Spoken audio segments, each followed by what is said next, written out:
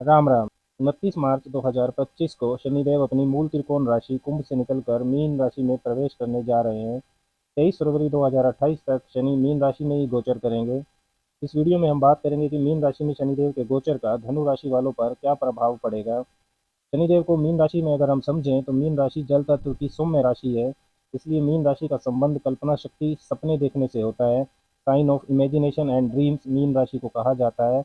अध्यात्म, अवचेतन मन में झांकना, हीलिंग पावर्स, एकांत स्थान, विदेशी स्थान, इनका संबंध भी मीन राशि से होता है। शनिदेव कर्म फलदाता है। आप मेहनत कितनी करेंगे व मेहनत का फल कितना मिलेगा, यह शनि निर्धारित करते हैं।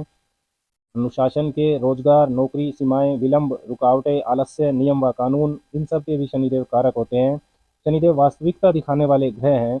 जब तक आप चीज़ों की प्राप्ति के काबिल नहीं हो जाते तब तक शनि संघर्ष कराते हैं। कल्पना की राशि मीन में वास्तविकता और लगातार मेहनत के कारक शनिदेव का ये गोचर थोड़ा सा मुश्किल गोचर होने वाला है, क्योंकि शनिदेव यहाँ पर असहज, अनकंफर्टेबल रहने वाले हैं। मीन राशि के आध्यात्मिक ज्ञान का गुण भी शनिदेव को बहुत ज़्यादा पसंद नहीं, क्योंकि शनिदेव कर्म प्रधान ग्रह हैं। काल पुरुष के जन्मांक में 10वें और 11वें भाव के स्वामी हैं। कर्म और उसके फल के लिए जिम्मेदार होते हैं। इसलिए मीन राशि में शनि का गोचर कल्पना शक्ति में रुकावटें बढ़ाएगा तथा डर व चिंता को भी बढ़ाएगा। यह गोचर सिर्फ सपने देखना, उन पर काम नहीं करने वाले लोगों के लिए अशुभ होगा। शनिदेव के इस गोचर का धनु राशि वालों पर प्रभाव की बात करें तो धनु राशि वालों के लिए शनिदेव दूसरे और तीसरे भाव के स्वामी होकर 29 मार्च 2025 को आपके चतुर्थ भाव में मीन राशि में प्रवेश करेंगे, जिससे धनु राशि के जातकों के लिए शनि की ढैया शुरू हो जाएगी। चतुर्थ भाव से शनिदेव अपनी तीसरी, सातवीं और 10वीं दृष्टियों से आपके छठे, 10वें और पहले भावों को भी प्रभावित करेंगे। दूसरे भाव से आपका धन, धन की बचत, आपकी वाणी, भोजन, कुटुंब, इन सब को देखा जाता है।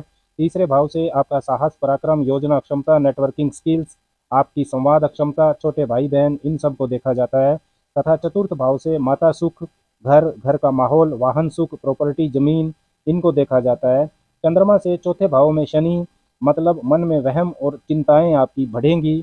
मानसिक शांति व घर की सुख सुविधाओं के साधनों की चिंता को लेकर आप असुरक्षा भी महसूस करेंगे। परिवारजनों के साथ संबंधों में भी मतभेद बढ़ सकते हैं। माता को सेहत की परेशानी भी हो सकती है। घर बदलने के योग बन सकते हैं। काम के सिलसिले में या अन्य किसी कारण से आपको अपना वर्तमान निवास बदलना पड़ सकता है और किसी दूसरी जगह जाकर रहना पड़ सकता है। दूसरे व तीसरे भावों के स्वामी होकर शनिदेव चौथे भाव में हैं, तो घर जमीन से संबंधित काम, रियल एस्टेट से अगर आप जुड़े हैं तो उसमें आप अच्छा कर सकते हैं, लेकिन मेहनत आपको बहुत ज़्यादा करनी होगी। पारिवारिक व्यवसाय से यदि आप जुड़े हुए हैं तो उसमें कुछ मतभेद उत्पन्न हो सकते हैं। इस चीज़ का आपको ध्यान रखना है। वाणी का बहुत ध्यान रखें। आपके बोलने की वजह से घर का या काम करने की जगह का माहौल खराब हो सकता है। पैतृक संपत्ति से संबंधित विवाद यदि पहले से चल रहा है तो वह और भी ज़्यादा बढ़ सकता है। उसको आप ध्यान से हैंडल करें। शनि अपनी दृष्टियों से छठे भाव, 10वें भाव और पहले भाव को भी प्रभावित करेंगे। तो पहले से अगर आपके खिलाफ कुछ साजिश चल रही है, आपका शत्रु पक्ष हावी है, तो उसमें आपको राहत मिलेगी। पहले का कोई कोर्ट कचहरी का मामला चल रहा है तो उसमें भी आपको सफलता मिल सकती है। लेकिन नए वाद विवाद से आप दूर रहें। चिकित्सा व कानून के क्षेत्र से जुड़े लोगों को भी लाभ मिल सकता है, लेकिन शनिदेव के गोचर के प्रभाव से काम में मुश्किलें भी बढ़ेंगी। प्रशंसा आपको कम मिलेगी। मेहनत आपको ज़्यादा करनी पड़ेगी। काम करने का माहौल काफ़ी मुश्किल हो सकता है। आपको अपने कोवर्कर्स की तुलना में ज़्यादा काम करना पड़े। यश, मान, सम्मान की प्राप्ति के लिए संघर्ष रहेगा।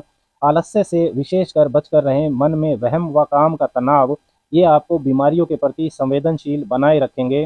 कुल मिलाकर धनु राशि वालों के लिए शनि की ढैया के शुभ व अशुभ प्रभाव की तीव्रता मुख्यतः दो बातों पर बहुत ज़्यादा निर्भर करती है। पहला, आपकी जन्म कुंडली में चंद्रमा की स्थिति।